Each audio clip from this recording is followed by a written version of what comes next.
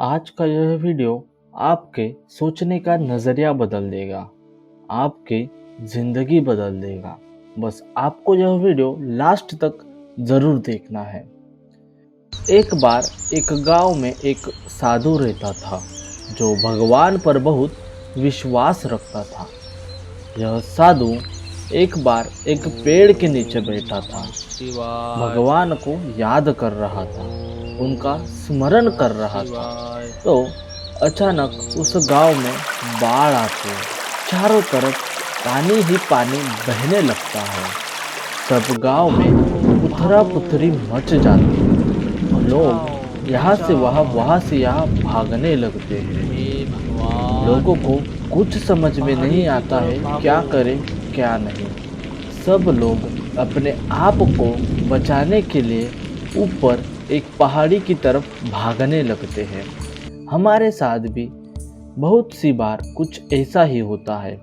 जिंदगी में समझ में नहीं आता है क्या चल रहा है, क्या हो रहा है, आगे कैसे होगा, क्या करेंगे हम। और हम भी कुछ ऐसे ही कंफ्यूज्ड रहते हैं और भगवान को याद करते हैं। फिर कुछ लोग साधु की तरफ चलते हैं और साधु को बोलते हैं, बाबा चलो हमारे साथ ऊपर पहाड़ी पर।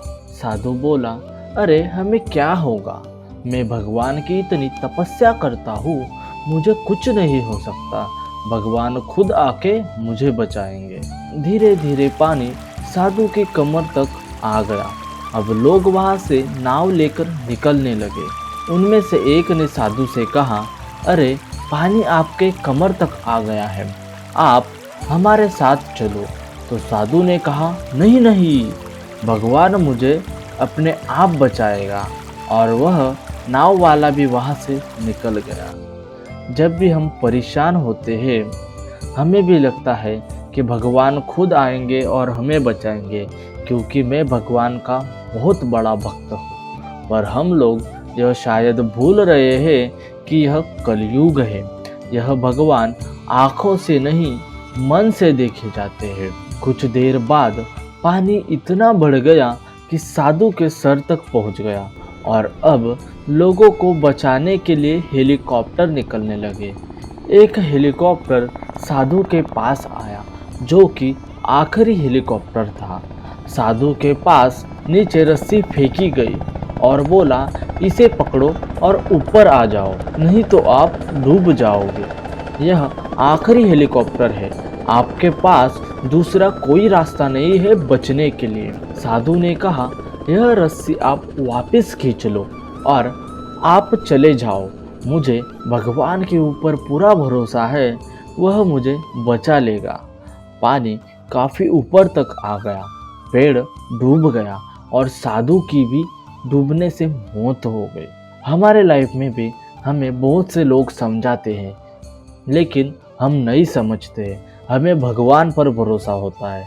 हम बोलते हैं, नहीं, भगवान खुद आकर मुझे बताएंगे, भगवान खुद समस्या का हल देंगे।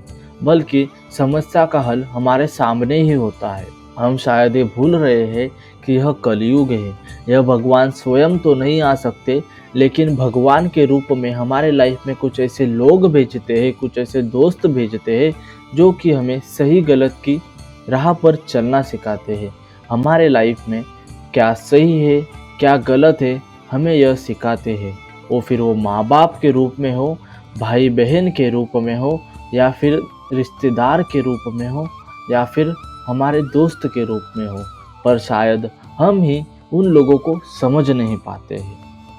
मरने के बाद साधु भगवान के पास गया और बोला, हे भगवान, मैंने पूरी जिंदगी आपकी तपस्या की, मेरा सारा जीवन आपकी आराधना करने में लगा दिया, फिर भी इतने भरोसे के साथ इंतजार किया कि तुम मुझे बचाने आओगे, लेकिन वहाँ मेरी डूबकर मौत हो गई और तुम नहीं आए, ऐसा क्यों? वह साधु भगवान से पूछता है। भगवान बोले, मूर्ख इंसान, एक नहीं 3 बार आया था, वो तीनों बार मैं ही था। पहला पैदल, दूसरा नाव के द्वारा और तीसरा हेलीकॉप्टर के द्वारा। लेकिन तुमने मेरा एक भी अवसर पहचाना नहीं और पता नहीं तुम किसका इंतज़ार कर रहे थे। मैं साक्षात तुम्हारी मदद करने के लिए 3 बार आया था। इसी तरह से ज़िंदगी में हमें ऊपर वाला बहुत से मौके देता है, लेकिन हम सब उस मौके को ठुकरा कर पता नहीं किस चीज़ का इंतज़ार कर रहे होते हैं कि वो होगा तभी मैं करूँगा, और इस बात पर अड़े रहते हैं कि मेरा भी वक्त आएगा, और मौके की तलाश में रहते हैं। मौका हाथ से निकल जाता है और हम कुछ नहीं कर पाते हैं। वक्त आता नहीं, वक्त लाना पड़ता है। उसके लिए मेहनत करनी पड़ती है। सोते सोते सिर्फ तुम सपने देख सकते हो। हकीकत लाइफ उससे सैकड़ों गुना अलग है। तो किसी भी अच्छे समय का इंतज़ार मत करो।